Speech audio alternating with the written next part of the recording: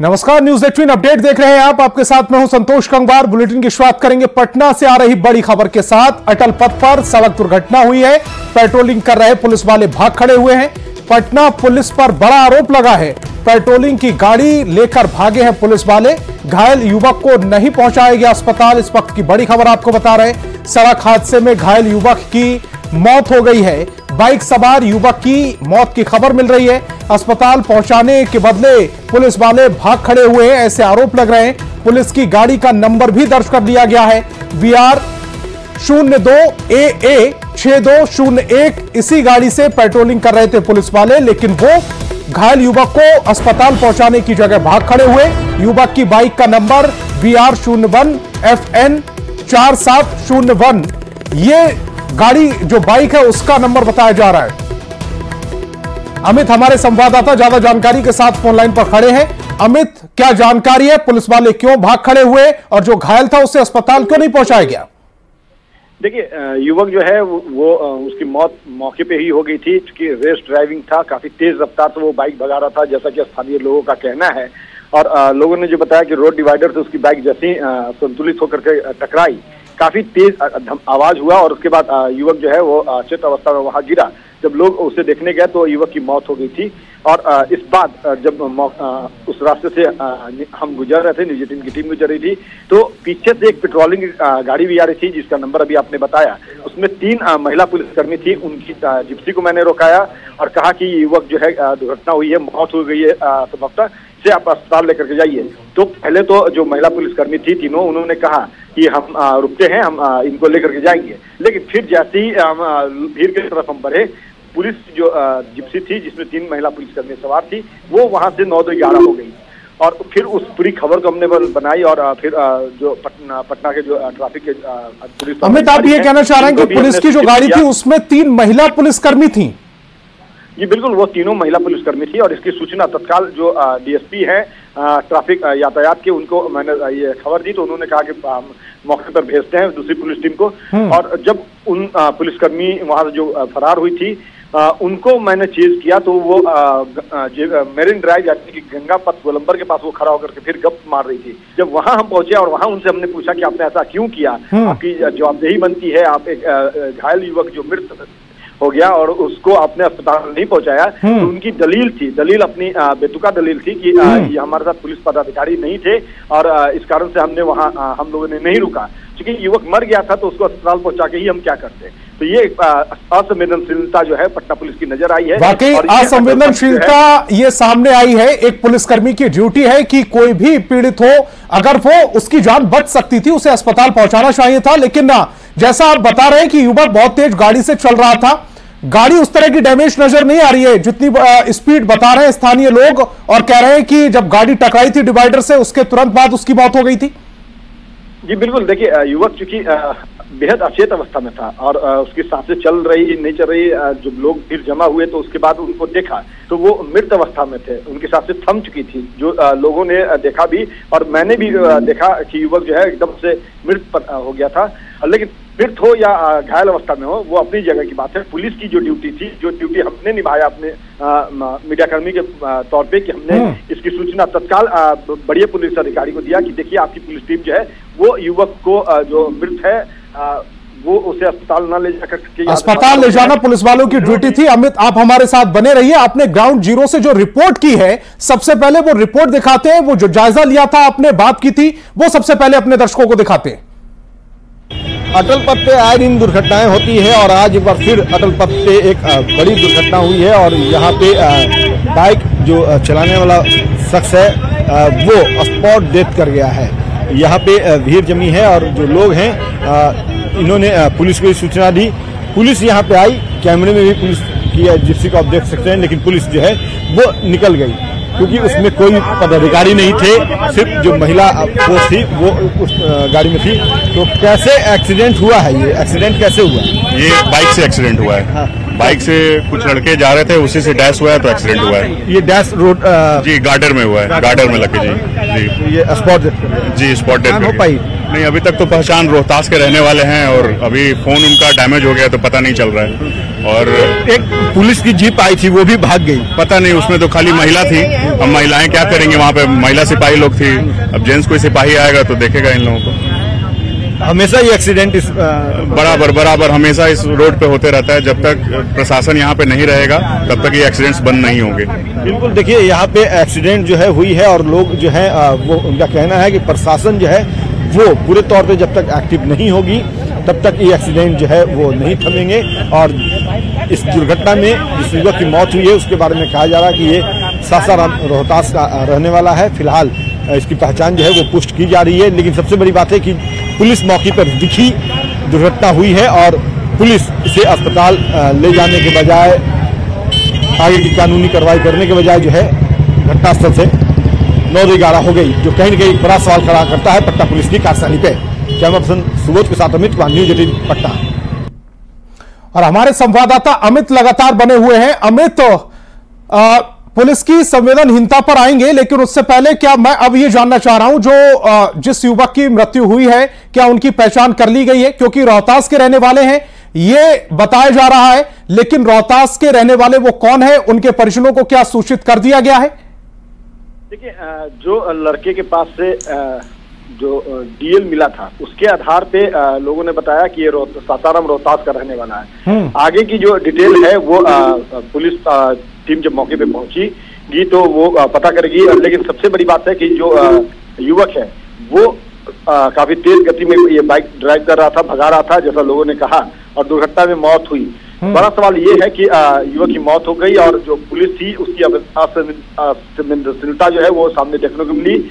और कहीं न कहीं जब इसको लेकर के हमने बात की है, उस रिपोर्ट को भी आप दिखाएंगे, लेकिन फिलहाल हम बड़ी बात ये बताते हैं कि जब जो महिला पुलिसकर्मी थी ड्यूटी पे मौजूद थी और उनको हमने रुकने के लिए कहा और वो भाग गई, 9-11 हो गई। और जब आगे मैरिन ड्राइव पर जब उनको हमने रोका चेंज करके और फिर उनसे हमने सवाल किए तो उनका ये बेतुका दलील था कि पदाधिकारी हमारे पास नहीं थे इसलिए हमने नहीं रुका, हम लोग नहीं रुके और ऐसे भी उसकी मौत हो गई थी तो हम क्या करते हैं।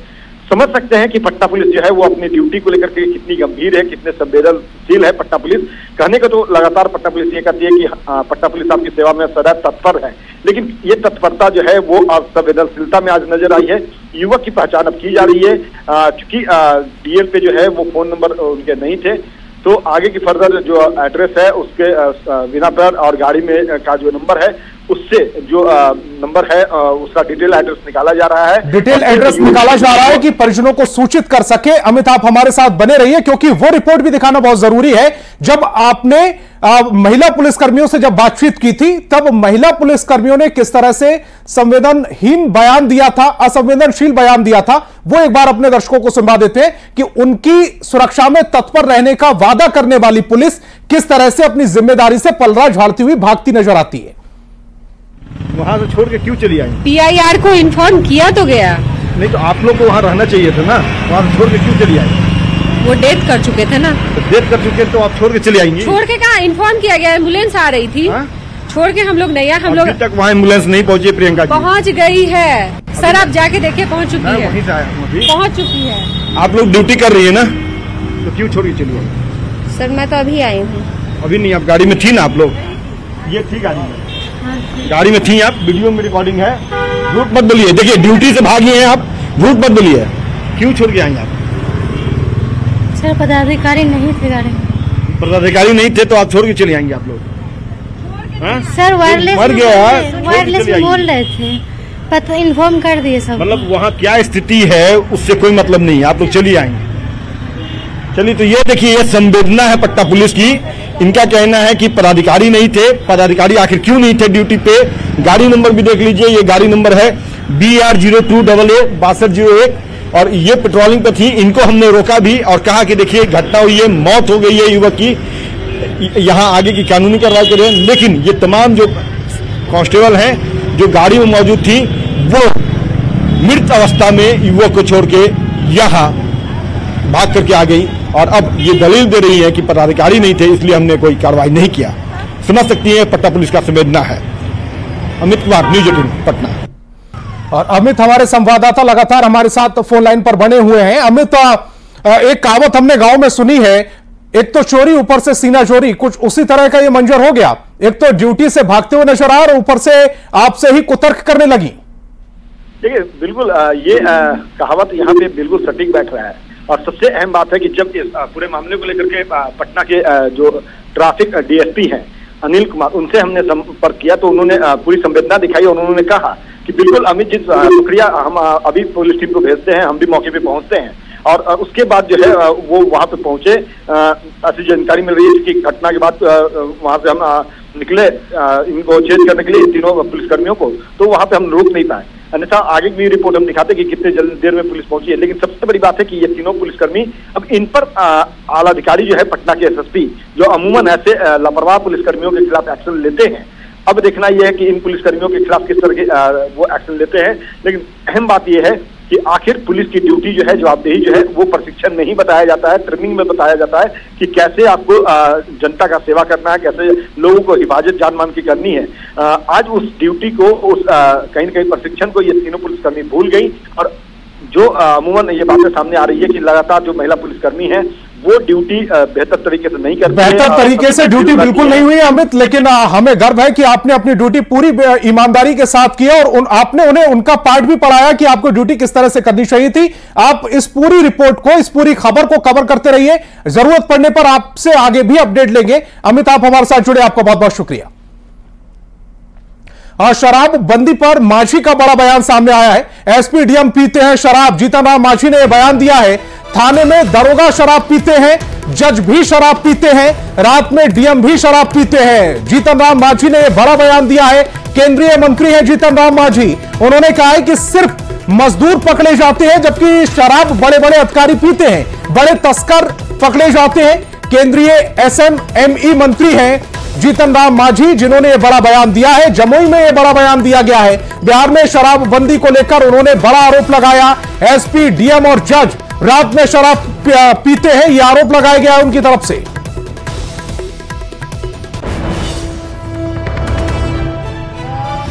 कहीं न कहीं सरकारी तंत्र की कमजोरी है।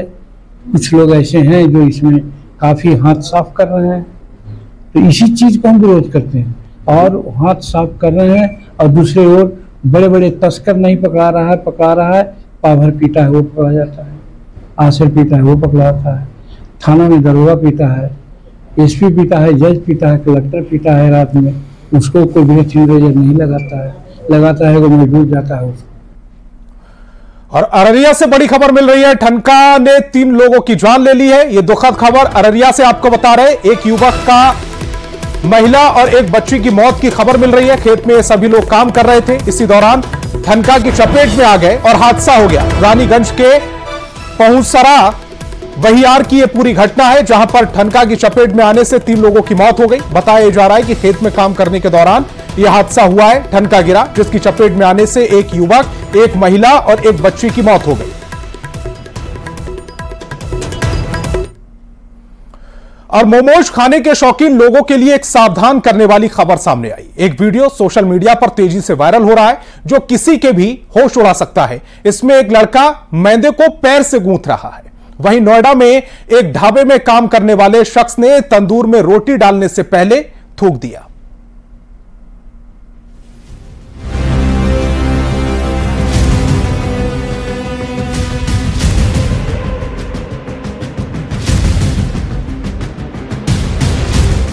ये तस्वीरें आपके होश उड़ा सकती हैं। मोमोज खाने से पहले आप 100 बार सोचेंगे। मोमोज खाने के कई लोग शौकीन होते हैं। मोमोज की डिमांड भी काफी ज्यादा है। गली नुक्कड़ों में आसानी से मोमोज बेचने वाले हमें अक्सर दिख जाते हैं। लेकिन मोमोज खाने से पहले सावधान हो जाएं। एक नया वीडियो सामने आया है जो बेहद ही परेशान करने वाला है। एक लड़का पैरों से मैदा गूंथ रहा है और ये वीडियो सोशल मीडिया में वायरल हो गया। वीडियो मध्य प्रदेश के जबलपुर का बताया जा रहा है। मोमोज बेचने वाला बरगी इलाके में पुलिस थाने के पास दुकान लगाता था, लेकिन जैसे ही वीडियो वायरल हुआ उसके बाद स्थानीय लोगों ने हंगामा खड़ा कर दिया। पुलिस से शिकायत की गई। इसके बाद पुलिस ने मोमो बेचने वाले 2 युवकों को अरेस्ट किया। दोनों राजस्थान के जोधपुर के रहने वाले बताए जा रहे हैं। 22 सेकंड का ये वीडियो सामने आया है। साफ सफाई की तो बात ही छोड़ दीजिए। हैरत की बात है कि यही मोमोज लोगों को खिलाए गए होंगे। अब लोगों की सेहत खराब होगी तो इसकी गारंटी कौन लेगा?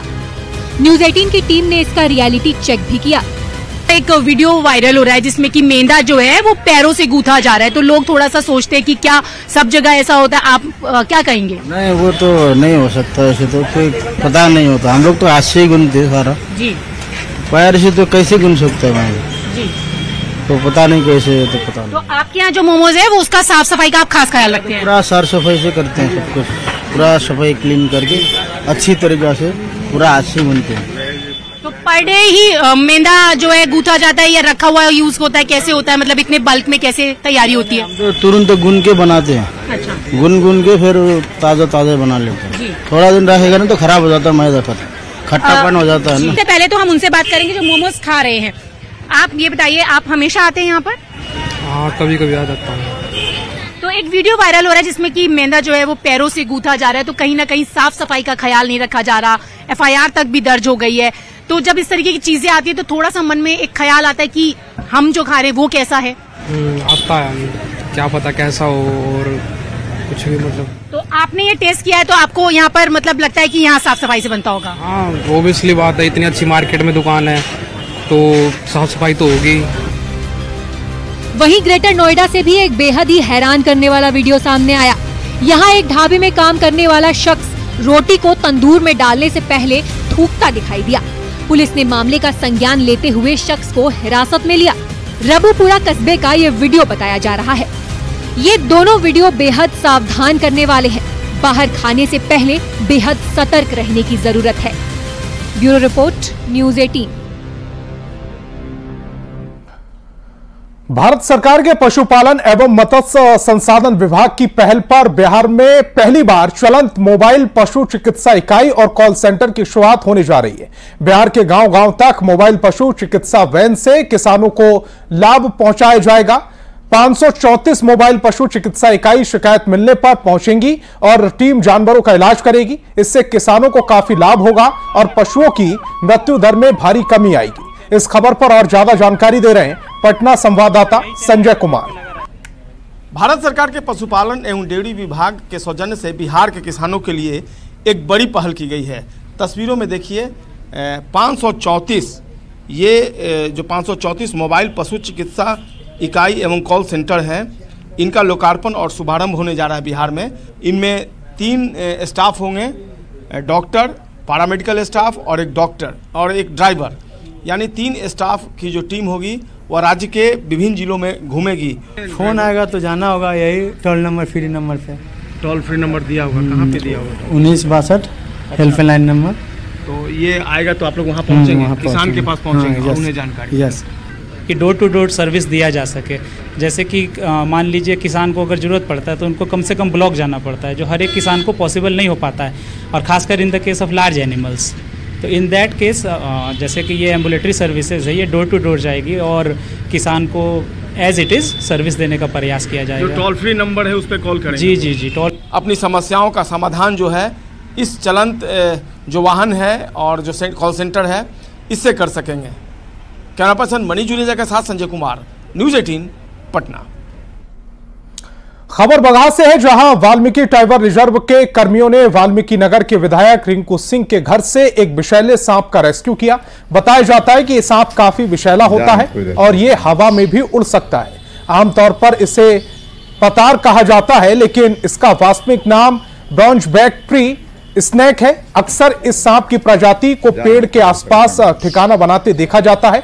विधायक रिंकू सिंह के घर सांप का सुरक्षित रेस्क्यू कर लिया गया। बड़ी खबर जहानाबाद से है, जहां 7 साल की मासूम बच्ची से रेप की खबर सामने आई है। 60 साल के बुजुर्ग शख्स पर रेप का आरोप लगा है। घटना बेहटा थाना इलाके की है। बताया जा रहा है कि पीड़ित बच्ची जब लहूलुहान हालत में रोते हुए घर पहुंची तो मां को पूरी आपूबीती बताई। मामला सामने आने के बाद टेहटा थानाध्यक्ष ने तुरंत कार्रवाई की। आरोपी बुजुर्ग को पकड़ लिया गया।